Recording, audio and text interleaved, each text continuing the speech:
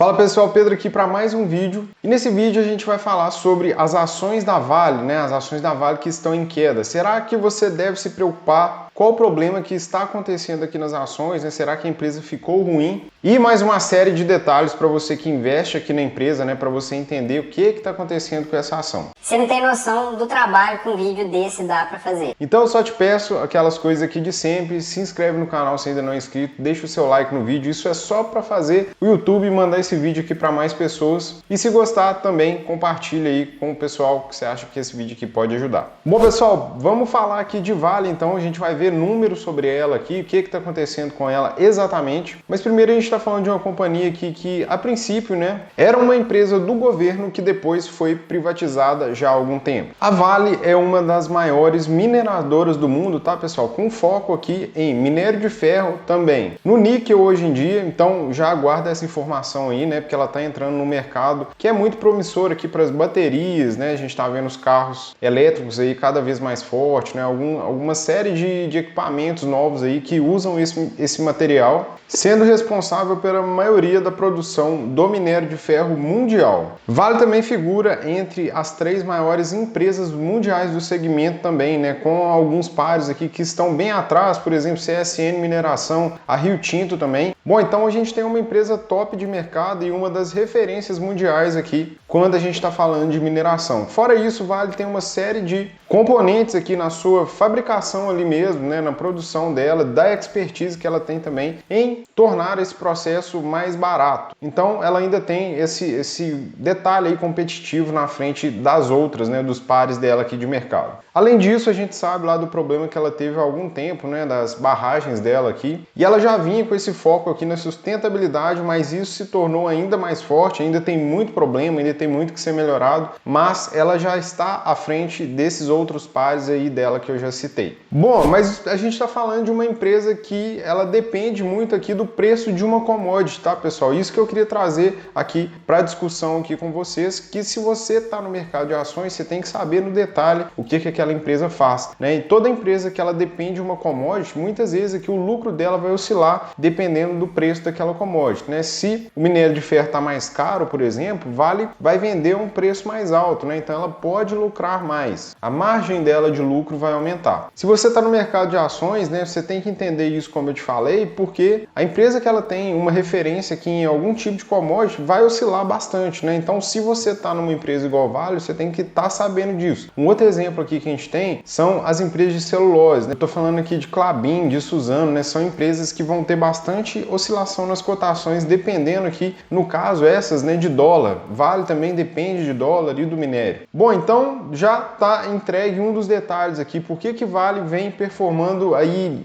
de lado, né, mal há algum tempo aí. Primeiro ponto é que o preço do minério está baixo ou andando de lado. E aí eu vou te mostrar esse detalhe aqui. Bom, pessoal, aqui a gente tem o gráfico de Vale, né? Então, se a gente vê aqui no longo prazo, é uma empresa que entrega muito retorno, né? Esse aqui é o gráfico de cotação dela, mas já há algum tempo ela vem aqui no preço aqui de 50, 60 por aqui, vai até os 90 mais ou menos e volta, vai e volta, vai e volta, né? Então, se a gente pegar o gráfico aqui do minério, a gente vê que em 2020, que foi uma subida muito alta que ela teve aqui, vamos voltar lá no gráfico, né? Então, aqui de 2020 a 21, ela sobe bastante junto com o minério de ferro. A partir daí o minério vem oscilando bastante aqui e aí Vale vai junto, né? Se a gente não consigo colocar os gráficos aqui do lado para você ver, mas você vê, tem uma certa semelhança aqui nos gráficos, né? Eu tô falando dessa parte aqui do gráfico, né, com a parte aqui de Vale. Então, dependendo do que acontecer com o minério de ferro, a gente tem aqui uma oscilação de Vale muito grande. Lembrando que o segundo semestre aqui, ó,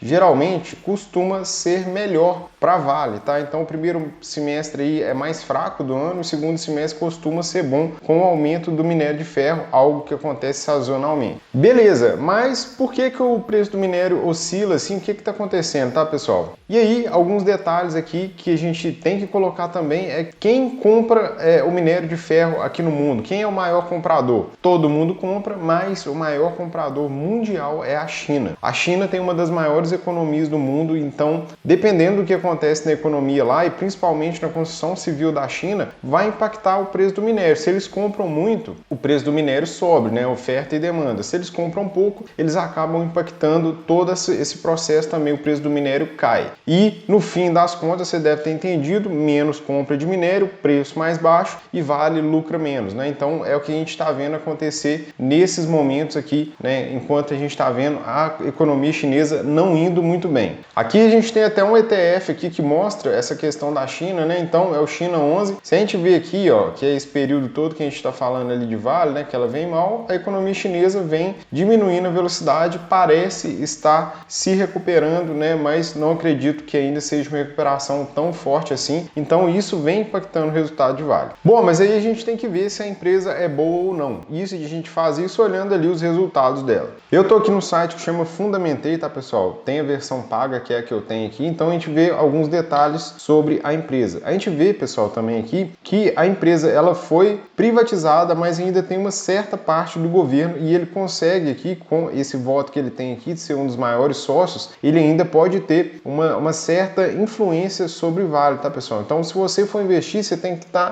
entender isso aqui. Não chega a ser uma empresa igual a Petrobras, que é totalmente do governo, né?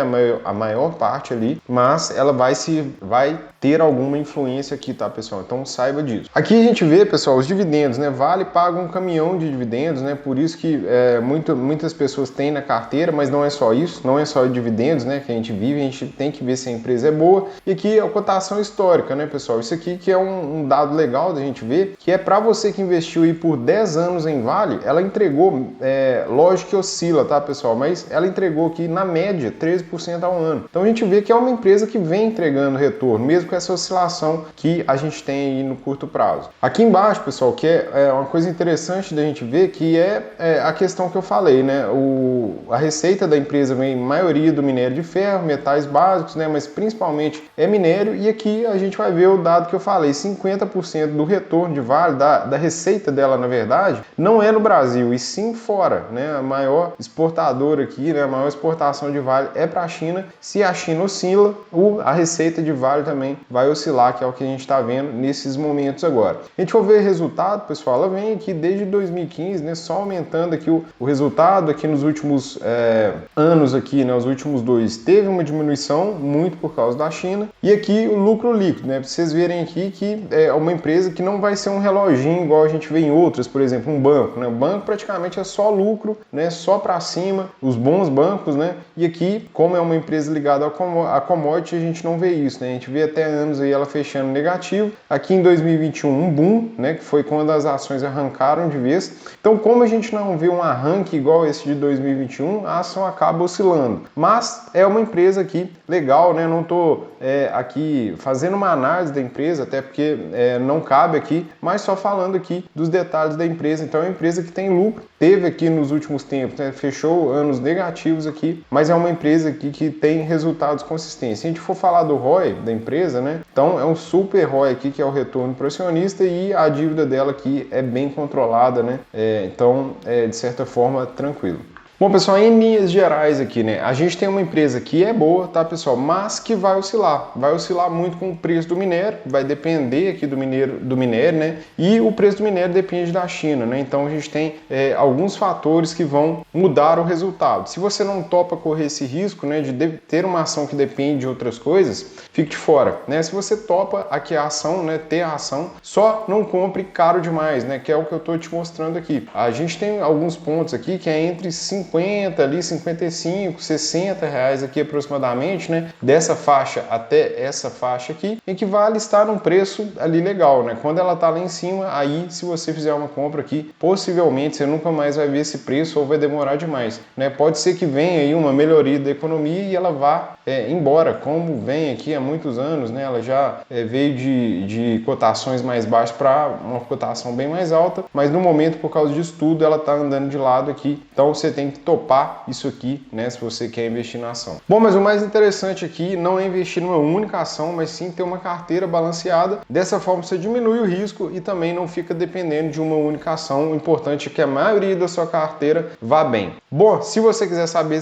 mais sobre isso, eu tenho um curso aqui de investimentos grátis para você que está começando, assuntos mais básicos. O meu curso Vida de Investidor, que já é um passo a mais, né, vai te dar os caminhos aqui para você trilhar, para você atingir sua liberdade financeira. E para quem tem tem acima de 1 milhão. Hoje eu sou assessor também, né? Então eu consigo te ajudar bem próximo, montando a carteira ali com você mesmo. Então, se você tem esse perfil, eu preciso fazer isso ali para limitar o número de pessoas que está comigo por ser bem próximo, mas entre em contato ali com a minha equipe no link que está aqui embaixo. Bom, espero que você tenha gostado desse vídeo. Eu vou ficando por aqui. Aquele abraço e bora investir.